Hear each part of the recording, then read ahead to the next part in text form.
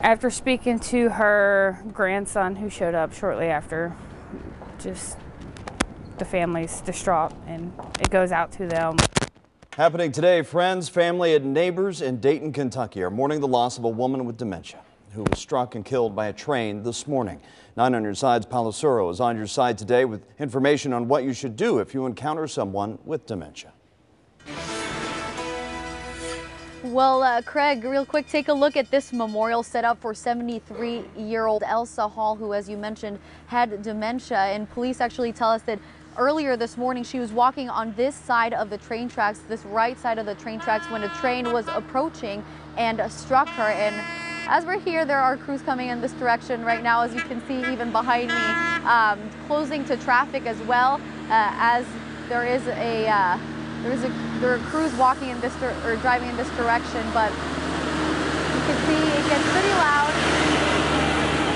And if you could also hear, they were honking their horn. That's something that neighbors in the area tell me that trains here do often. And police also tell me that earlier this morning, the train was going 20 miles per hour, which is slow, but they tell me it's not slow enough for the train to be able to hit the brakes. I had just left and I seen the woman walking up the hill.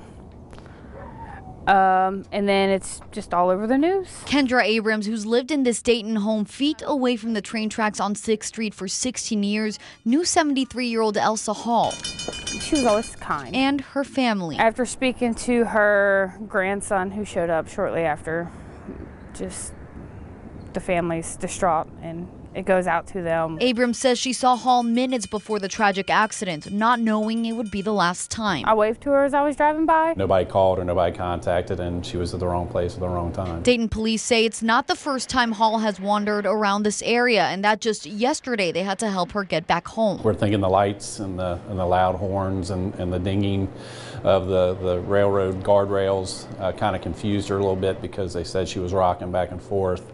And she wasn't able to get out of the way. The Greater Cincinnati chapter of the Alzheimer's Association says Hall was one of about 10,000 people with Alzheimer's or dementia in the northern Kentucky area. Just being prepared helps reduce the risk because it can be so dangerous. Elise Sebastian with the organization says that 6 out of 10 people with dementia will wander at least once. The more often they wander, the more likely it is to become dangerous or even life-threatening. That's why she worked with families to talk to them about warning signs to look for. Returning from a drive or a walk later than usual, forgetting familiar places and faces. She also recommends that if you have a family member with dementia, reach out to neighbors and local law enforcement. Notify them the description of the person with dementia.